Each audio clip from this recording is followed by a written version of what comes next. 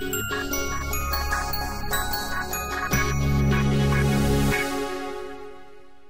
je vais attaquer sans plus tarder.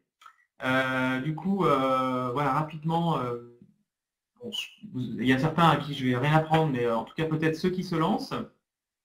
Savoir qu'aujourd'hui, en 2014, bon, il y a à la fois un truc qui est génial, c'est qu'il y a des outils comme WheezyShop qui n'existaient pas forcément, on va dire, il y a 5-6 ans, de manière aussi simple à utiliser, accessible, et en termes de modèle économique très souple. Donc ça, c'est le côté pile de la médaille. Le côté face, bah, c'est que du coup, ça a fait exploser, entre autres raisons, le nombre de sites marchands, et que du coup, bon là c'était 130 000 en début d'année, mais aujourd'hui on est plus proche des 150 000, bah, les coûts d'acquisition ont explosé, hein. Donc pour résumer un petit peu, en 2014, bientôt 2015, ça n'a jamais été aussi facile d'exister en tant que e-commerçant. Vous avez peut-être vécu ça quand vous avez créé votre boutique, hein, vous avez aperçu que c'était quand même assez facile, pas besoin d'être codeur. Par contre, ça n'a jamais été aussi difficile de durer. Et vous voyez que dans les chiffres, ça fait un petit peu peur. C'est pas le truc qui met la patate tout de suite de bon matin, mais voilà, en gros, vous voyez, 70% des sites font moins de 3 commandes. Il y a un vrai 80-20, voire même peut-être 90-10 sur le e-commerce, avec, on voit l'évolution globale du e-commerce qui est toujours en constante augmentation, mais les gros, ceux qui ont une taille critique, captent l'essentiel de ces nouveaux entrants, de ces nouveaux venus au e-commerce. Pour parler un petit peu des consommateurs, deux choses. Alors, ok, ils sont de plus en plus nombreux, même si maintenant on peut dire que c'est vraiment répandu dans toutes les strates de la population. Mais ce qu'on voit, c'est qu'ils sont de plus en plus sensibles au prix, hein. Il y a la crise qui est passée par là. Donc vos paniers moyens, ils ont tendance à diminuer, hein, ça vous l'avez constaté. Mais le volume global augmente parce qu'il y a plus de transactions annuelles. Les gens achètent plus souvent. Donc ça, c'est quand même assez intéressant et ça donne justement un bon espoir pour le repeat business.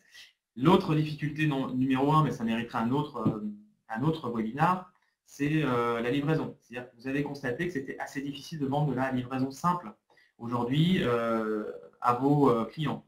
Donc ça veut dire qu'il faut plus ou moins intégrer ça dans vos prix, jouer avec pour déclencher des achats, ou alors offrir un service supplémentaire que là, vous pouvez vendre. Donc tout ça, ça fait que ça complique encore plus la tâche d'un secteur concurrentiel. Du coup, je vais vous donner les clés des sites rentables, puis je vais surtout essayer d'accélérer parce que sinon on va terminer très en retard, puis je vais me faire taper sur les doigts. Voilà, donc ça, bon, je pense que c'est un petit peu le résumé de tout ce qu'on va dire par la suite. Les clés des sites rentables, en tout cas, telles qu'on a pu les voir. Le premier, c'est déjà de garder dans vos budgets prévisionnels pour ceux qui démarrent à peu près 4 fois plus de budget pour le marketing que pour le site. Souvent, mais je ne vais pas faire la pub de WheezyShop ici, forcément, le premier réflexe, c'est de faire un chèque de 15 000 € à Magento ou à un intégrateur PrestaShop, et derrière, vous avez les poches vides pour faire l'acquisition. Pas une bonne idée. L'outil de vente, pensez qu'il ne doit pas forcément briller, mais inspirer confiance, stimuler le désir d'acheter. Et surtout, il y a un truc sur lequel nous insiste beaucoup, c'est à la fois votre offre, sans ça, vous ne pourrez rien faire. Est-ce qu'elle a des avantages concurrentiels? Et si elle en a, est-ce que vous les avez bien fait ressortir? Donc là, on n'est pas encore dans la stratégie web marketing, mais c'est des choses sur lesquelles vous pourrez construire votre stratégie. Alors, manger équilibré, là, on touche vraiment au cœur de la stratégie, puisque, en gros, nous, notre philosophie, c'est de dire ne vous rendez pas dépendant d'une seule source de trafic. Je regarde forcément Google quand je parle de ça, mais ça peut être Facebook, ça peut être Amazon. C'est des gens qui sont c'est des entités qui sont tellement grosses qu'elles peuvent se permettre de décider de manière unilatérale de changer les règles du jeu. Donc, si votre trafic dépend à plus de 50% de ces acteurs, attention, vigilance, essayez de diversifier. Ça ne veut pas dire avoir 17 sources de trafic, parce que là, vous allez faire du saupoudrage, mais au moins 3 ou 4 de manière équilibrée. On a une chance dans le web, c'est que par rapport au print ou à la com classique, où souvent on mesure l'efficacité d'un 4x3 ou d'un spot radio, on regarde au doigt mouillé, enfin on mesure au doigt mouillé, c'est que là on peut tout mesurer. L'inconvénient, c'est qu'il y a énormément de données, des données temps réel. Donc ce que je vous conseille de faire, c'est d'extirper les données qui vous sont utiles, déjà de vérifier leur fiabilité, parce que souvent il y a des problèmes de tracking, et puis après de vous en servir pour prendre des bonnes décisions, pas pour faire des beaux tableaux de 50 cm de large, forcément, c'est vraiment de vous en servir pour prendre des décisions, et puis après de tester. Servez-vous de cette grande force du web qui est la possibilité de faire du test and learn. C'est valable sur votre site, mais c'est valable aussi sur les leviers de trafic. Le repeat business, bon, j'en ai parlé en introduction, je ne vais pas y revenir. Hein. C'est en gros dans votre business plan, ce qui va vous permettre derrière d'avoir une bonne valeur sur les clients que vous allez acquérir. La valeur d'un site e-commerce, elle repose dans sa base de données et la capacité de ses clients à réacheter. Donc, il faut que vous pensiez votre stratégie, votre dispositif pour favoriser tout ça. En interne, quand vous démarrez, vous n'êtes pas forcément nombreux, mais petit à petit, on pourra en parler aussi assez longuement. Essayez d'acquérir des compétences. Peut-être d'abord des compétences correspondant, comme par exemple le SEO, à des besoins hyper importants, à des réflexes, et déléguer ou faites-vous accompagner pour des choses sur lesquelles vous avez moins de retour sur investissement. Donc petit à petit, essayez, parce que votre temps va être précieux, de vous structurer de manière la plus efficace possible. Et puis, quand vous aurez atteint un certain stade, quand vous aurez posé une base de notoriété de votre marque, de contenu, que le site sera stable avec un beau taux de conversion, vous pouvez continuer à croître grâce au mobile, même si notamment sur Wishop c'est prévu nativement, au cross-canal, puisqu'aujourd'hui on a des marques, beaucoup de marques traditionnelles qui viennent nous voir et qui peuvent exploiter des parcours entre leur boutique physique et leur boutique. Il y a vraiment des choses super intéressantes à faire. Et puis l'international. Là aussi, ce qui est génial en 2014, c'est que vous avez des outils comme les places de marché qui vous permettent d'aller tester votre offre dans des pays européens sans prendre de risque, sans forcément tout de suite démarrer une boutique et une localisation. Donc ça, pareil, on le prend par étapes et si on est prudent, si on fait les choses dans l'ordre, ça devrait bien se passer. Rapidement, pour voilà, vous montrer nous l'ordre dans lequel on aime bien traiter les choses, c'est, comme je vous le disais, avant tout l'offre, avec son positionnement, l'animation commerciale, le contenu, les outils, on n'y reviendra pas trop aujourd'hui, puisqu'effectivement, normalement, avec Wishop, vous avez un outil efficace. Et du coup, si vous voulez bien l'exploiter, votre trafic, là, c'est vrai que ça, on devient aussi sur l'importance d'avoir une boutique, c'est bien, mais un trafic récurrent, c'est encore mieux. Mais allons-y aussi par étapes. Commençons par le SEO, ensuite un peu d'emailing, et puis les leviers payants, les uns après les autres, on les teste et on les pilote. Et une fois tout ça effectué, vous pourrez exploiter vos données pour construire la rentabilité. Alors les éléments d'une stratégie, pour arriver un petit peu au cœur du sujet qui nous intéresse aujourd'hui, je vais les lister et puis il y a un certain nombre qu'on va détailler ensemble avec l'AI. La première des choses, notamment en particulier quand vous vous lancez, c'est quand même de regarder ce qui se passe autour de vous en France, mais aussi de prendre le temps de regarder ce qui se passe notamment dans des pays plus avancés que nous, comme l'Angleterre, l'Allemagne ou les États-Unis.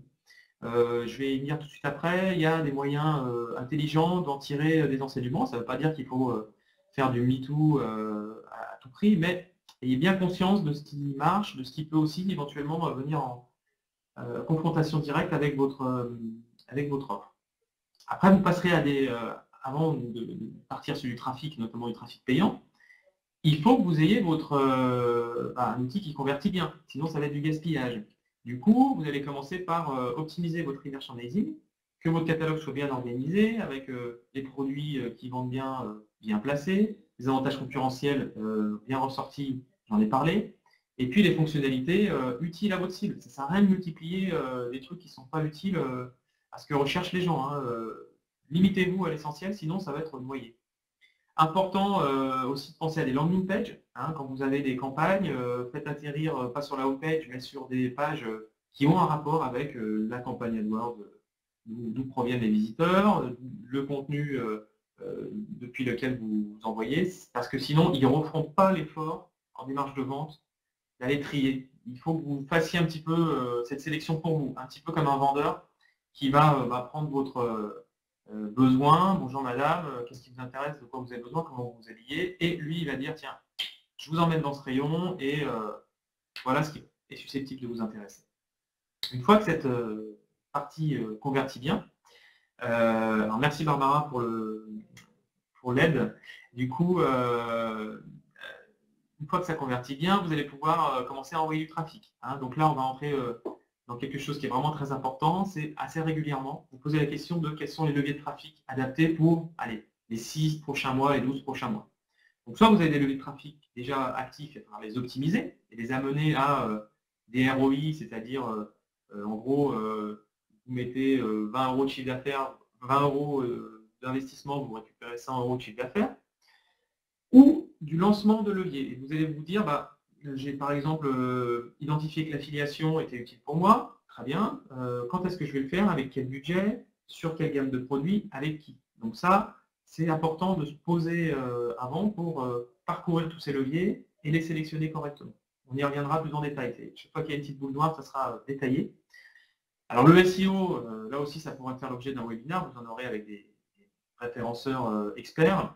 Grosso modo, c'est le bon moment, la stratégie web marketing, pour revoir votre matrice de mots-clés, en définir une si vous n'en avez pas. Cette matrice de mots-clés, il faudra évidemment qu'elle soit en rapport avec votre offre, avec votre cible, ce qu'ils recherchent. Et puis, ce qui peut aussi être zappé de temps en temps, c'est le linking. N'oubliez pas que le Google, même si vous avez le site avec le meilleur contenu du monde, si personne ne pointe vers vous, vous ne ressortirez pas en top 3, top 2, top 1. C'est important qu'il y ait des sites qui pointent vers vous. C'est comme des votes pour Google. Donc, c'est le moment de se poser la question de où est-ce que je vais aller chercher les liens. Et puis, une fois que le trafic commence à, les robinets commencent à s'ouvrir de manière assez efficace et rentable, là, vous allez commencer à construire de la rentabilité. Donc, pour construire la rentabilité, il faut construire du contenu. C'est-à-dire qu'il faut construire une marque qui soit un réflexe, qui soit référente sur votre secteur. Du coup, une éditoriale, ça paraît aussi un peu pompeux, mais c'est hyper important. On n'est pas dans un magazine, mais il faut que vous soyez cohérent dans la façon dont vous allez communiquer sur votre blog, sur les réseaux sociaux, dans votre newsletter. Vous savez que chacun de ces canaux demande un formatage particulier. Donc, important de déterminer tout ça, de se prendre le temps de construire ça. Et puis, il y a vraiment, moi, un outil sur lequel j'insiste souvent parce que je le vois assez rarement, c'est le plan d'animation commerciale. Vous allez voir qu'en fait, il s'agit d'anticiper en gros toutes vos opérations, que ce soit sur les différents canaux. Et du coup, le but du jeu, c'est à la fois d'être cohérent vis-à-vis de vos visiteurs, mais aussi vous-même sur le plan interne, de bien vous organiser, de ne pas faire vos sliders toujours à la dernière minute. Voilà. Et ça va aussi être un outil qui va vous aider à horizon 3 à 6 mois. Et ensuite, vous le referez évoluer en fonction des données que vous récoltez. Et puis, dernier outil important, c'est cette fameuse politique d'affiliation et cross-canal si vous avez des magasins physiques. Voilà.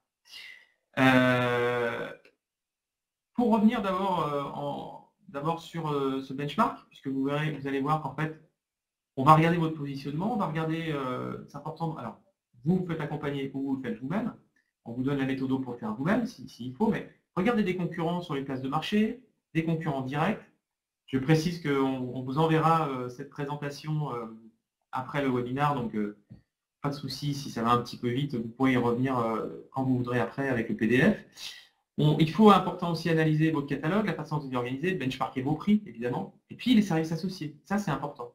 L'important de faire ce travail-là au démarrage, mais peut-être avant une refonte, au bout de 2 ans, c'est de prendre du recul et de vous rendre compte un petit peu où vous en êtes par rapport à votre positionnement. Après, le positionnement est une chose, les pratiques web marketing, la génération de trafic en est une autre. Donc vous pouvez aussi aller un petit peu regarder comment font soit vos concurrents, soit dans votre secteur, soit même dans des secteurs limitrophes, ce qui se passe en termes de levier web marketing, de communication, de ton, d'impact. Donc ça, c'est important de prendre le temps de le faire, parfois pour s'inspirer. On a pu travailler, nous, notamment avec un site qui vend du vin et qui notamment fait aussi du placement en vin. Pour sa refonte, on est allé s'inspirer aussi de ce qui se faisait sur des sites comme Boursorama, des sites de placement, parce que les clients aujourd'hui vont avoir les mêmes réflexes alors que ce sont des sites un petit peu différents. Donc il faut s'inspirer de ce qui marche bien aussi ailleurs. Sur le choix des leviers de trafic, alors là vous voyez que c'est tous les leviers possibles et imaginables, hein, que ce soit de la vente directe comme les places de marché, l'affiliation, les comparateurs, mais aussi du soutien des ventes avec de la visibilité sur le display, le linking, j'en ai parlé, le référencement payant qui est la spécialité de Live, qui détaillera ça un petit peu après. Du coup, vous voyez, il faut se dire par quoi je commence et comment j'y vais. Donc là, c'est important de se dire, il y a un ordre pour faire ça. C'est-à-dire que je commence à obtenir des premiers résultats. Par exemple, AdWords, qui est vraiment le robinet instantané pour vous attirer du trafic, il faut que je puisse l'ouvrir avec prudence, que j'aille étape par étape. Est-ce que je te passe le mot? Je me souviens plus.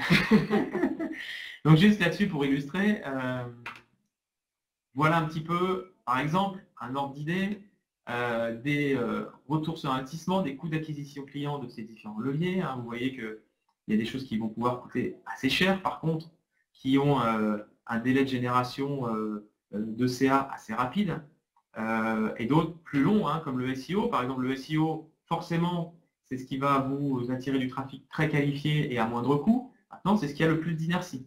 Hein. Donc, retenez que c'est un petit peu votre pas de porte sur Internet. Et du coup, il va falloir le travailler, mais pas dans la même optique que AdWords. Du coup, voilà un exemple de livrable qu'on a pu faire pour certains e-commerçants, c'est de se dire, voilà le plan d'animation commerciale dont je vais vous parler, il va impacter les différents leviers, on va démarrer par le SEO, puis après on mettra en place des campagnes d'emailing, on a un plan de publication, donc vous voyez qu'en fait ça permet d'avoir une vraie visibilité sur tout ce qui va venir. Donc ça c'est un exemple de livrable.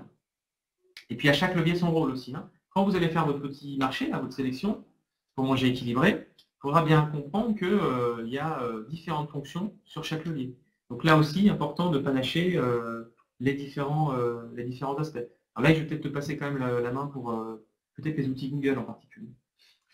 Alors moi, surtout sur les outils Google, je suis effectivement spécialiste en référencement payant. Mais ce qui est important de retenir par rapport à tous les leviers qui sont listés ici, c'est vraiment d'aller au-delà des préjugés pour chaque levier. Ce qu'il faut comprendre, c'est qu'il n'y a pas de bon, il n'y a pas de mauvais levier. En fait, il y a surtout beaucoup de leviers qui sont très différents en termes de but, en termes de coût et surtout en termes de portée. Donc, vous voyez là, vous voyez par fonction, vous avez acquérir de nouveaux leads, faciliter l'achat, provoquer le réachat. Ce qui veut dire qu'un prospect, vous allez devoir déjà le faire venir sur votre site, vous allez devoir le faire acheter et vous allez ensuite devoir éventuellement le faire revenir pour racheter de nouveau, tout en sachant qu'il faut aussi continuer la boucle, tout en continuant à faire venir de nouveaux leads. Tout à fait. Quand on parle d'outils Google aussi, petite parenthèse, on pense très vite à AdWords. N'oubliez pas qu'il y a Google Shopping, le retargeting aussi, qui permet de faire réafficher vos produits à des personnes qui n'ont pas terminé leur achat. Il y a d'autres gens aussi. Voilà, ce qui est important aussi de savoir, c'est que tous les leviers ne sont pas forcément adaptés pour tous les marchés.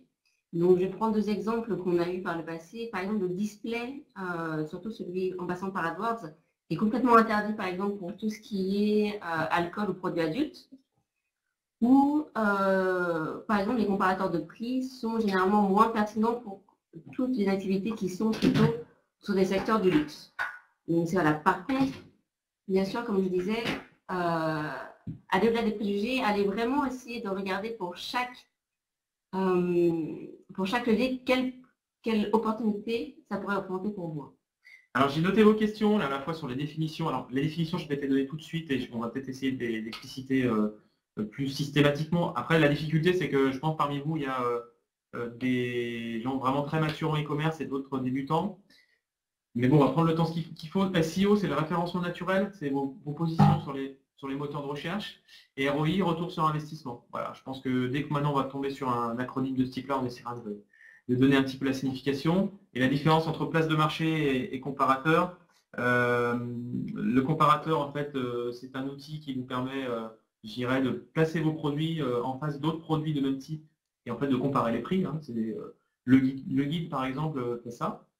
Une place de marché, par contre, c'est une sorte de galerie marchand où vous allez placer vos produits et où la transaction va se faire sur la place de marché, moyennant une commission fixe. Donc c'est intéressant, notamment quand vous démarrez, de pouvoir avoir, par exemple, vos produits sur Amazon ou Brandalais ou des places de marché plus ou moins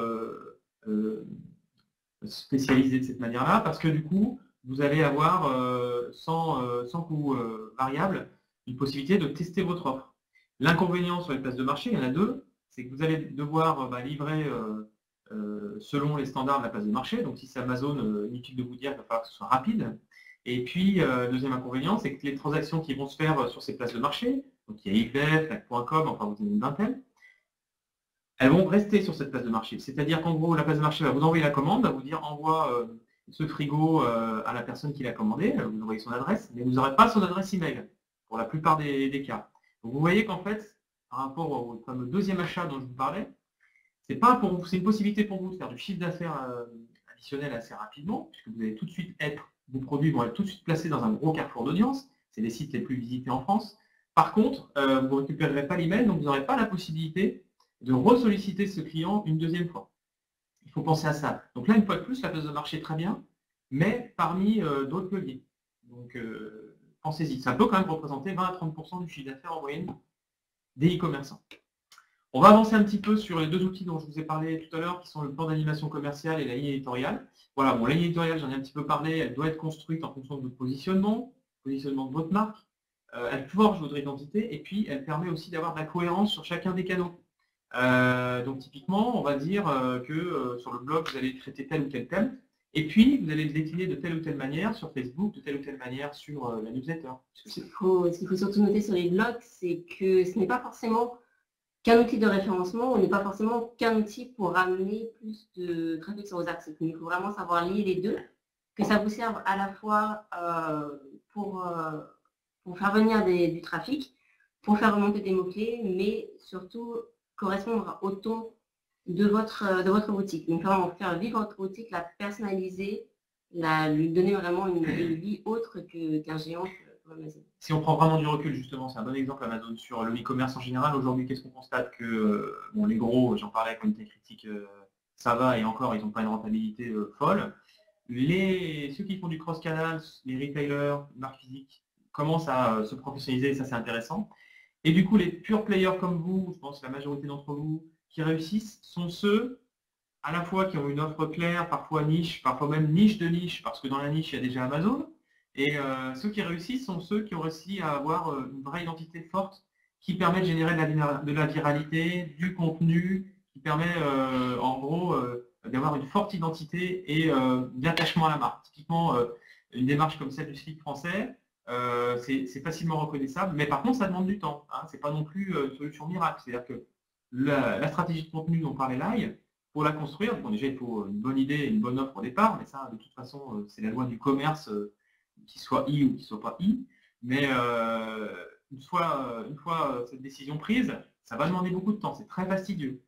Par contre, une fois que ce contenu est produit, c'est tout bénéf pour le référencement naturel et pour votre position d'expert sur votre marché. On a noté la question sur les blogs. Du coup, je commence à continuer à avancer parce que je ne voudrais pas trop dépasser, vous assommer de slides. On a bientôt terminé. Le plan d'animation commerciale, encore un outil très important qu'on vous encourage vraiment à créer ou au moins à réfléchir dessus. Il va vous aider sur l'acquisition, la transformation, une fois que les visiteurs seront sur le site, et la fidélisation pour faire recommander des personnes qui sont dans votre base de données. C'est vraiment un outil central. Donc typiquement, alors on ne va pas voir grand-chose, mais pour vous expliquer comment c'est construit, il faut vous intéresser à la saisonnalité de votre marché, hein, qui est souvent assez différente, les événements du calendrier, les jours fériés, les vacances, les fêtes nationales, parce que vous savez bien que les gens commandent différemment en fonction de ces périodes-là. Et puis, vous avez un outil comme Google Tendance de recherche qui vous permet de rechercher, selon votre secteur, les volumes de recherche selon certains mots-clés. Donc ça, c'est intéressant d'aller voir, d'aller se dire, tiens, je sais que sur la partie apéro, moi je vends des insectes pour l'apéro, c'est pas une blague, hein, on a vu un site qui faisait ça. Donc je sais que par exemple en avril ça commence à s'exciter un petit peu sur les apéros, donc je vais me placer, je vais commencer à communiquer dessus pour pouvoir être visible, hein, tout simplement. Et puis comme je le disais, ce calendrier, ce plan d'animation commerciale, vous voyez là il est sur tous vos canaux, c'est aussi pour vous un outil d'organisation. Et c'est hyper important, je le sais pour avoir en effet travaillé pas mal, enfin on le sait pour avoir travaillé pas mal de e-commerçants qui au départ démarrent seuls, hein, forcément. Ils sont un peu au four au moulin, c'est l'enfer, ils sont un peu en dernière minute permanente. Et du coup d'avoir ce guide, cette roadmap, que ce soit le plan d'animation commerciale ou cette stratégie, ça les sécurise, ça pose un petit peu la roadmap et du coup on se sent quand même un petit peu avec des objectifs, des jalons, on sent qu'on a des repères. Donc vous voyez que c'est aussi à vocation de business, mais aussi à vocation d'organisation interne pour ne pas exploser dans l'opérationnel et aussi même mentalement, j'ai envie de dire. Vous voyez que voilà, semaine par semaine, vous avez des détails de vos campagnes, les nouveaux produits, les soldes, j'en ai pas parlé, mais évidemment ça C'est crucial. J'en arrive à la fidélisation, du coup. N'hésite pas à me couper si tu veux compléter. Je suis décidément trop bavard. Bon, j'en ai pas mal parlé, on est revenu dessus assez souvent, c'est le coût de fidélisation beaucoup moins cher, et puis je pense qu'il y a une vraie prime par rapport à justement la première commande que vous avez faite, si vous êtes satisfait du service, si le produit est bon évidemment. Si en gros le e-commerçant a tenu ses promesses, bah, il n'y a aucune raison qu'il ne revienne pas chez vous. Alors peut-être que vous êtes sur des produits, par exemple les pneus, on ne va pas en acheter tous les 3 mois. Si vous êtes sur des produits à consommation récurrente, utiliser ce potentiel, c'est ça qui va vous faire que vous allez devenir rentable. Donc ça veut dire construire une base de données bien segmentée, avoir un programme de fidélité adapté, hein, pas faire n'importe quoi, pas forcément un copier-coller de ce que fait la Redoute. Le parrainage, c'est important. Et puis animer votre base de données, hein, c'est-à-dire faire des ventes privées, des offres, pas envoyer les mêmes messages à tous vos visiteurs. Une fois de plus, je reviens à l'introduction. 2014, génial, on a des outils gratuits type MailJet ou Mailchimp qui permet de faire des emails de manière plus ou moins automatique, de réactiver ceux qui n'ont pas ouvert depuis longtemps. Voilà, aujourd'hui, exploiter ces outils, programmer un petit peu justement ces animations, c'est devenu accessible sans être informaticien. Donc n'hésitez pas. La fidélisation, surtout, c'est un facteur qui est important quand vous allez calculer vos coûts d'acquisition. Donc là encore, j'en reviens à parler d'AdWords, où on a ces discussions souvent avec des commerçants qui nous disent voilà, mon panier moyen est à 30 €. Si je dépense 10 € rien qu'en clic AdWords par acquisition, je suis en train d'aller droit dans le mur. J'aurais tendance à dire pas forcément, si jamais vous misez sur le long terme. C'est-à-dire vous allez dépenser 10 € pour avoir une première commande de 30 € qui est un essai. En fait, généralement, le panier, on va voir qu'il va aussi augmenter avec la fidélisation. Donc, c'est un calcul aussi à prendre en tout début de calcul. Ouais, il faut l'intégrer dès le début. Et voilà, cette slide, moi aussi, j'aurais tendance à dire que le e-commerce, il faut le voir aussi comme un commerce quelque part de proximité. Plus vous en savez sur vos clients, plus vous serez pertinent. Et voilà, sauf que la discussion de comptoir, pour le coup, va être remplacée par les statistiques. C'est un peu ça où il faut la transition. Belle vache. J'aime bien, j'achète. Des exemples. Bah, tiens, justement, un exemple concernant le travail qu'on a pu faire en 2012 sur Bulle.co. Corinne, on a travaillé ensemble le catalogue produit, on a travaillé un petit peu le SEO, donc les mots-clés. Ça a été un travail assez fastidieux puisqu'il a fallu reprendre un certain nombre de fiches produits.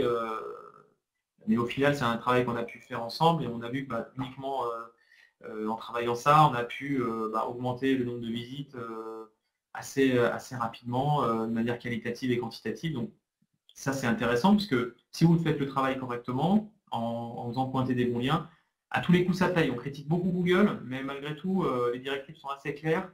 Et si on fait le boulot dans le bon sens, ok, c'est long, mais ça va payer. Désolé pour le logo. Excuse-nous. Bon, t'as fait une petite pub, donc ça compense. Mais je vais le modifier. Deco.fr. Alors, Home Maison, un autre secteur, et là, en fait, ce qu'on a voulu montrer, on retourne sur la stratégie, de dire qu'en gros, c'est un vendeur de rideaux en ligne, qui lui, pour le coup, aussi a démarré sur les places de marché. Et en gros, en 2013, on n'a pas énormément fait augmenter les investissements marketing. Par contre, vous voyez que ça a fait beaucoup augmenter le chiffre d'affaires. Pourquoi? Essentiellement parce qu'il y avait pas mal de budgets un peu gaspillés, on va dire. Et du coup, on a réorienté ces budgets sur des canaux plus adaptés, ou alors, par exemple, sur les comparateurs, on a diminué sur AdWords les budgets dépensés à chiffre d'affaires constant. Ça a permis d'augmenter le retour sur investissement. Donc ça, c'était aussi un des objectifs, croissance de chiffre d'affaires, mais aussi maintien de la rentabilité pour qu'il puisse y avoir une pérennité. Hein. Un e-commerce, c'est une entreprise comme les autres, elle ne peut pas dépenser plus qu'elle ne gagne. Beast Makeup, c'est du maquillage. Donc là, on a aussi accompagné la marque depuis le début sur du démarrage. C'est un pure player. Il a fallu commencer avec le SEO. Et là encore, vous voyez que c'est des stats de septembre 2013, mais ça continue à progresser très très fort. On a fait aussi des refontes au niveau de la conversion du site. Et vous voyez que le taux de conversion a assez vite augmenté. Hein. Là maintenant, il doit être à plus de 3. Le chiffre d'affaires aussi, le référencement naturel. Donc là-dessus, c'était assez intéressant parce qu'on est tombé sur quelqu'un avec qui on a bien partagé le boulot. logistique, service client, offre de son côté. Et puis nous, on a bien aidé sur la partie création de contenu, sélection des leviers progressive. Et ça porte ses fruits, on est assez content. Toujours content quand ça marche. Alors, bon, maintenant pour en arriver rapidement à ce qu'on a pu faire avec EasyShop, alors voilà, là on a le nouveau logo de Co, mais VMX Avenue, Sainte-Roseline, donc c'est un autre secteur. Et Coquelicot, c'est des produits écologiques. Et puis, pareil aussi, une marque qui s'est lancée, qui s'appelle Dogood, qui est une marque de cosmétiques. Les résultats, on a pris des résultats divers et variés. Et vous voyez que en fait, les résultats, vous les trouvez sur 3 pans chez nous. C'est à la fois l'augmentation du chiffre d'affaires, l'augmentation de la conversion, puisque c'est important, je dirais, à trafic constant, de vendre plus, votre capacité de votre site à mieux transformer, même si avec une plateforme EasyShop, vous avez déjà quelque chose d'assez efficace. Et puis la rentabilité, c'est-à-dire que souvent aussi nos clients rentabilisent autant nos honoraires dans l'augmentation de chiffre que dans l'économie qui font de budget marketing. Là, on a pris un exemple sur les comparateurs en 4 mois. Grosso modo, ça coûtait à la cliente, pour faire 100 € de chiffre sur les comparateurs, ça lui coûtait 50 €. Donc quand on enlève la marge, vous voyez qu'il ne reste pas grand-chose, c'est coût fixe. On a descendu ça à 21%. Il y a plusieurs manières de faire ça. C'est ranger les produits dans la bonne catégorie. Ne pas envoyer tout le catalogue sur les comparateurs, puisqu'il y a des produits sur lesquels vous êtes moins compétitif. On a maintenu le chiffre d'affaires équivalent, mais vous voyez qu'elle a dépensé beaucoup moins d'argent pour stabiliser sa structure. Voilà. Donc du coup, nous, en dehors de la stratégie au marketing, c'est du choix de levier, on optimise les sites marchands et on pilote pour vous votre activité, mais on le fait de manière conjointe, c'est-à-dire que c'est toujours construit avec le e-commerçant et puis aussi les partenaires qu'il peut avoir. On a beaucoup parlé donc du coup de cette partie-là, de cette stratégie, mais bon, ça commence toujours par un état des lieux, puis c'est souvent une demande de la part des e-commerçants de dire où j'en suis, j'ai la tête dans le guidon, j'aimerais bien savoir ce que je peux améliorer dans mon site, j'aimerais bien savoir si mon référenceur fait du bon boulot, si ma base de données est bien structurée. Donc on a toujours une phase diagnostique, savoir où on en est, c'est important. Après on construit cette stratégie, cette roadmap, et puis derrière, en fait, tout simplement, bien souvent, vous manquez soit de temps, soit de compétences pour mettre en œuvre cette stratégie. Donc en gros, on vient en appui, on vient un peu en externalisation sur des phases de 6 à 12 mois pour vous aider à mettre en œuvre tout ça. Il y a certaines parties, typiquement comme les médias sociaux ou le linking, où vous êtes les mieux placés pour faire les démarches vous-même. Il y en a d'autres, qu'elles soient plus techniques ou assez fastidieuses, sur lesquelles en fait on vous apporte un appui sur une période pour vous permettre d'atteindre un seuil de rentabilité et de niveau de chiffre d'affaires qui derrière vous permet de prendre votre envol tranquillement et de passer à des étapes supérieures. J'ai envie de rajouter un dernier élément, c'est vous voyez qu'on est assez, on touche à pas mal de leviers, on s'entoure d'experts parfois pour certains leviers, mais ce qui est important, c'est qu'on cherche beaucoup à transmettre des compétences. Parce que le e-commerce, c'est très varié, très sophistiqué. Donc on fait beaucoup de coaching en fait, on passe beaucoup de temps, n'est-ce pas, au téléphone ou par Skype, à guider les clients pour ne pas les laisser se débrouiller eux-mêmes et qui progressent en fait en compétences. C'est important de maîtriser certaines bases. Voilà, donc du coup, il y a dans l'équipe, il y a à la fois des consultants, des chefs de projet, des pilotes, des formateurs. C'est un petit peu tout ça à la fois pour répondre en fait au e-commerce. On est Google Partner depuis quelques mois. On a des références sympas, EasyShop ou non, comme des Broquin, Rossignol ou des boîtes un peu plus B2B comme Gravotech. Voilà, je vais terminer la page de pub avec le fait qu'on a plusieurs secteurs aussi, beaucoup de mode beauté, gastronomie et vin. On est basé à Lyon, donc forcément, on a une tendance naturelle à s'intéresser à ces secteurs-là. Et puis maison design, le sport, en gros tout ce qui fonctionne bien aujourd'hui sur le e-commerce. Voilà, merci pour votre attention. On va pouvoir du coup passer à vos questions. Et pour ceux qui devraient peut-être nous quitter rapidement, de toute façon, on va vous envoyer le PDF par email. Grégory nous donnera tout ça. Et puis, si vous le souhaitez, on pourra se rencontrer la semaine prochaine au salon e-commerce. On va commencer à dérouler les questions. N'hésitez pas à en poser davantage. Donc, on va les dérouler dans l'ordre. On va commencer par le point d'écolo qui demandait: faut-il ouvrir plusieurs blocs pour le référencement? J'aurais tendance à dire non, parce qu'en fait, déjà, vous allez avoir le blog qui va être de préférence directement lié à votre site marchand, donc sur votre site marchand, où vous allez déjà devoir faire beaucoup de travail pour être pertinent dessus, pour poster régulièrement, pour poster des choses intéressantes. Ouvrir plus de blogs, ça serait ouvrir à plus d'adresses, ça serait éventuellement tomber dans le piège de faire du copier-coller, et donc du coup être pénalisé par Google pour du contenu qui est dupliqué. Donc moi j'aurais tendance à dire que pour les blogs, la vraie bonne pratique, ça serait de vraiment bien travailler le vôtre sur votre site et pour vous faire du linking, plutôt que vous le créez vous-même, vraiment faire de la com avec des blogs déjà existants qui ont en plus déjà une audience. Avec un blog, ça fait déjà beaucoup de boulot, et avec un blog, vous pouvez obtenir des très bons résultats, déjà. Ensuite, j'ai Sophie qui demandait est-ce que Facebook Ads est rentable?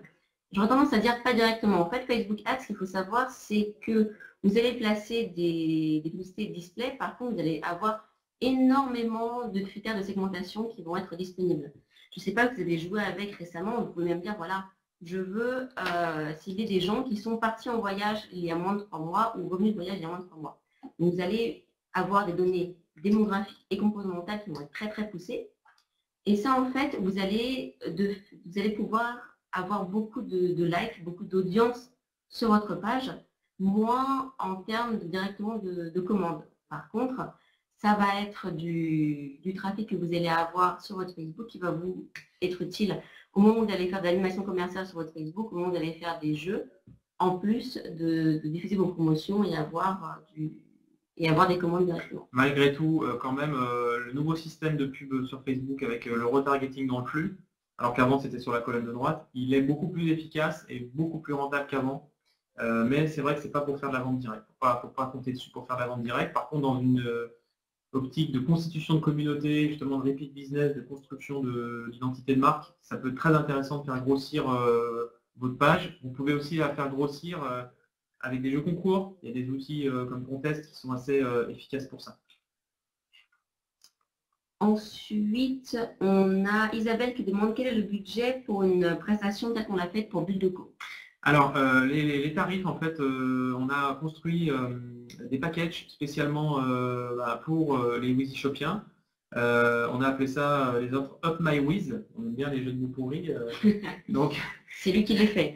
Oui, non, mais j'assume, il n'y a pas de problème. Donc vous verrez qu'en fait, il y a un forfait justement pour cette partie diagnostic, hein, si vous voulez déjà faire un état des lieux de là où vous en êtes. Ça, il y a une possibilité. Et, alors, je ne les ai pas en tête, je vais vous les dire, mais on reste, on va dire, assez accessible et raisonnable aujourd'hui, en tout cas par rapport au temps passé. Nous, on aime bien, en fait, pour être très franc avec vous, nous, notre objectif, c'est de suivre les commerçants sur la durée. C'est là où ça devient intéressant pour tout le monde. Donc, au but du jeu, c'est qu'au départ, faire des tarifs assez accessibles, même si pour certains, ça va paraître un gros investissement. Par rapport à nous, au temps passé sur 5 consultants, ça correspond quand même à un certain temps. Donc, accessible pour que vous puissiez déjà être satisfait de la première prestation, de nous tester, puisque c'est vrai qu'on a un métier un peu original par rapport à des prestataires plus experts. Donc, on fait ces tarifs-là, et derrière, l'idéal, c'est d'aller sur la durée pour, en gros, savoir exactement où on peut vous apporter du temps et de la compétence. Donc, pour vous répondre, le diagnostic, il est facturé 2500 € hors taxe.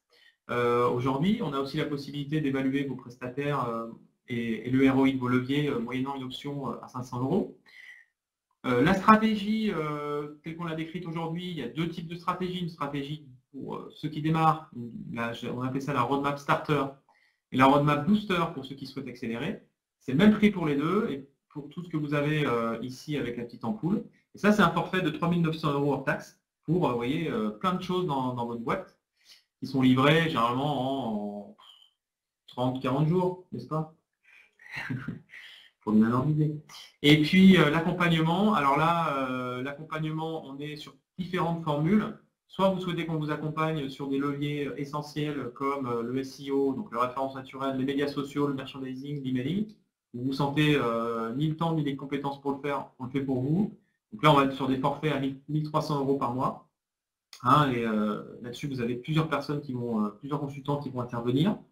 On a après un accompagnement qu'on a appelé le fast track, où là, en fait, vous avez déjà des bonnes bases sur ces leviers. Et là, on va attaquer AdWords, l'affiliation, les comparateurs, les places de marché. Ça, on va mettre ça en œuvre pour vous pour 1500 €. Vous faites des reporting, 1500 € par mois, sur des minimums de 6 mois. Et du coup, c'est de la mise en place et de l'optimisation. Et puis après, vous avez aussi de l'accompagnement sur mesure. Vous choisissez vos leviers. Et là, on vous fait un petit panachage. Donc voilà un petit peu les formules tarifaires. Et vous rentabilisez cet investissement à la fois en progression de chiffres, en progression de conversion et en progression de rentabilité. Vous dépensez moins que si vous faisiez vous-même, peut-être un petit peu de manière imparfaite. Ce qu'on n'a pas forcément expliqué et qui justifie le fait qu'on ait 6 à travailler sur votre stratégie, c'est que c'est compliqué d'être expert en tout. Donc, en fait, la structure chez nous, chez Maybe, c'est qu'on est 6 consultants et nous sommes chacun spécialisés sur notre levier. Donc, par exemple, je vais être plus sur le référencement, dans le référencement payant. D'autres collègues vont être plus sur tout ce qui est ergonomie, animation commerciale. Une autre sur les places de marché comparateurs, encore une autre sur tout ce qui va être merchandising, par exemple. Donc, ce qui explique que vous aurez toujours un pilote de projet, mais en réalité, 6 personnes qui vont travailler sur votre projet. Du coup, ça rejoint un petit peu la question d'après, qui est de dire quelle est la différence entre nous. C'était aussi le point des écolos qui posait la question. La différence entre Mybiz et une agence de com, vous l'avez compris. Une agence de com, elle va avoir moins le souci de l'accompagnement opérationnel et de la production de résultats. C'est-à-dire que, en gros, elle va être moins dans une optique de chef d'orchestre et de pilotage que nous. Une agence de com, en fait, va avoir une prestation qui va être plus partielle. Une agence de com va vraiment travailler sur votre ligne éditoriale, donc sur le ton de votre site, la façon dont vous le présentez, le côté graphique aussi de votre site. Par contre, tout ce qui est levier web marketing va être normalement en dehors d'une prestation normale d'agence de communication. Alors, il reste une question de... Il y a une question d'Alexandre aussi, qu'on ne va pas zapper, qui nous demande quel levier on doit activer en priorité. Alors, du coup, je vais revenir un petit peu en arrière pour Alexandre. Je vais revenir au début. Je reviens peut-être sur celle-ci. Je vais y arriver. Ouais, moi je dirais ça parce que du coup, le levier number one, pour moi, pour nous, c'est le SEO. C'est la référencement naturel, c'est le pas de porte de votre boutique sur Internet. Que vous soyez pure player ou pas, il faut commencer par ça. Puisque c'est ce qui va vous positionner sur les moteurs, et sans moteur, vous n'avez pas de trafic. Donc, commencez par vous poser la question des mots-clés, des liens, le technique aussi, de voir vérifier que tout est bon. Mais en principe, sur Shop, c'est déjà tout optimisé. Après, vous pourrez commencer à activer en fonction de votre secteur, peut-être un petit peu d'AdWords, un petit peu de Google Shopping, puisque ça ferait aussi un outil Google. Et puis vous commencerez ensuite à, pourquoi pas faire de la place de marché, puisque je vous l'ai dit, il faut sélectionner les places de marché qui correspondent à vos cibles et à vos produits. Attention, je n'ai pas mentionné que sur les places de marché, il y avait un autre gros inconvénient, je préfère vraiment le souligner de manière forte, c'est qu'on a des délais et des difficultés administratives et techniques souvent assez importantes. En gros, il faut que vous poussiez votre catalogue à l'aide d'un flux sur les différentes places de marché. Même si aujourd'hui il y a des outils qui vous permettent de faire ça de manière automatisée comme Shopping Flux par exemple. Attention à tous les bugs que ça peut engendrer, à la fois en termes de transmission de prix, mais aussi de remontée de commandes. Vous allez prendre du temps à montrer patte blanche à des grosses places de marché comme Amazon ou autres qui vont vous vendre plein de choses parce qu'elles veulent lutter contre... Alors vous ayez des codes EAN, les petits chiffres code barre que vous avez sur vos produits. Donc vous voyez, ça fait un certain nombre de prérequis qui font qu'on ne claque pas des doigts et on est sur Amazon ou sur le guide. Alors pour revenir sur le fait qu'il faut commencer par le SEO, tout à fait, en fait, ce qu'il faut savoir, c'est que le SEO est un travail qui va vous demander zéro investissement en termes d'euros directement, mais qui va demander du temps. C'est-à-dire que ça va avoir beaucoup de création de contenu, beaucoup de changements techniques à faire sur tout ce qui est métatitre, métadescription. Par contre, ça va mettre du temps à avoir des résultats. Vous allez avoir 3 à 6 mois en fait avant de vraiment commencer à remonter. Du coup, c'est pour ça que vous allez devoir compléter votre stratégie avec des leviers qui vont être peut-être payants, mais qui par contre vont avoir des résultats immédiats. Et puis, on a une dernière question, enfin une dernière, vous pouvez continuer à en poser. puisqu'il Pour y rester a avec vous. encore, ouais, il y a encore beaucoup de Si Barbara nous le permet, bien sûr. Je crois que ouais, ok. Et du coup, la question de Pascal, c'est que sur la fiche produit, est-ce qu'il faut mettre deux boutons j'aime? Enfin, les différences entre ces deux boutons, en gros, le bouton j'aime, il permet de, en gros, partager auprès de sa communauté ses coups de cœur, shopping. Donc c'est intéressant parce que si vous encouragez vos visiteurs à faire ça, ça vous fait une pub gratuite auprès des amis de cette personne. Donc c'est intéressant. Je voudrais acheter ce produit, c'est différent, puisque là, on entre dans une logique de dire, j'ai pas envie d'acheter tout de suite, mais j'aimerais bien, il faut que je m'en renseigne. Donc, ça facilite la tâche de la personne qui reviendra. Elle n'aura pas besoin de se rebalucher tout votre catalogue. Par contre, typiquement, un bouton comme ça, cette action ne sera pas forcément visible à l'extérieur. Ça reste tout de même pratique d'avoir une wishlist qui peut être sauvegardée. Et comme ça, vous avez aussi, vous poussez les utilisateurs à s'enregistrer sur votre site afin de sauvegarder cette wishlist. Donc, c'est-à-dire vous récupérez aussi des adresses mail pour votre base. Alors, les indicateurs à surveiller pour être rentable, merci Michel pour la question. C'est une question intéressante. Vous avez évidemment, on a beaucoup parlé du taux de conversion. Attention, ce taux de conversion, à ne pas toujours l'interpréter selon l'ergonomie de votre site. C'est-à-dire qu'on a souvent tendance à rapidement accuser l'ergonomie d'une mauvaise conversion. N'oubliez jamais qu'une conversion, un achat, donc je précise que le taux de conversion, c'est le nombre d'achats sur le nombre de visiteurs. Et n'oubliez pas justement par rapport à cette formule de calcul que ça reste aussi des achats. Donc pour qu'il y ait un achat, pour que le produit et l'offre soient intéressantes. Ça a l'air complètement trivial, mais souvent on a des gens qui sont complètement en décalage en termes de prix ou en termes de, je dirais, d'obsolescence de leurs produits. Et ça, c'est pas la faute de l'ergonomie. Et puis, deuxième raison qui peut dégrader le taux de conversion, c'est la qualité de votre trafic. Donc, votre trafic, si vous envoyez des gens qui cherchent des fleurs et que vous vendez des pneus, même si vous avez un site super ergonomique, je ne suis pas sûr que ça fonctionne. Donc, en gros, attention avant de dire, oulala, il faut que je fasse une refonte, vérifiez bien tout ça. Donc, en gros, commencez par segmenter pour ceux qui utilisent Analytics. Je vous encourage à tous de le faire le plus souvent possible. Segmenter ce taux de conversion, soit par type de visiteur. Est-ce que c'est des visiteurs qui reviennent souvent? Quel est leur taux de conversion? Est-ce que c'est un taux de conversion selon les visiteurs qui viennent du trafic naturel? Vous allez vous apercevoir que le trafic est un peu plus important. En gros, essayez de traquer, par exemple, les pages de votre site ou le type de visiteur qui donne un mauvais taux de conversion et qui dégrade votre taux global plutôt que forcément regarder le taux global, puisque c'est ça qui va vous permettre de dire, tiens, là, il y a un problème, je vais agir dessus. Premier indicateur, après, on a beaucoup parlé du retour sur investissement.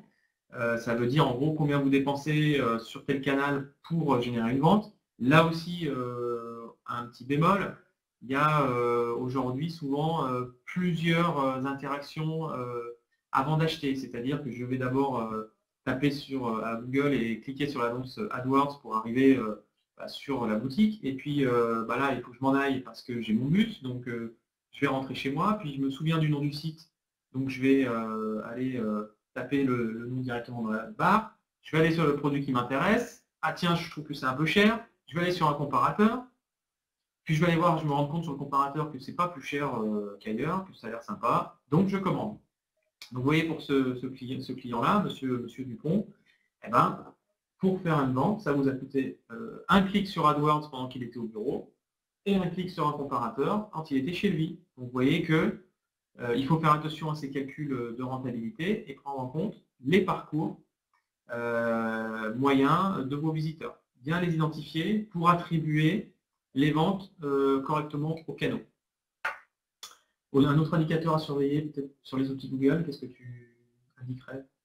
Je regarde beaucoup le coût par acquisition, en fait, qui va rejoindre un petit peu l'idée du retour sur investissement, et qui va vraiment pouvoir vous dire voilà, combien me coûte le fait de transformer un prospect en client sur mon site. Et comme je le disais, par contre, il faut bien le pondérer par le fait que vous ne pouvez pas forcément traquer le parcours de chaque personne, et aussi par le fait que vous allez miser sur le repeat business en général.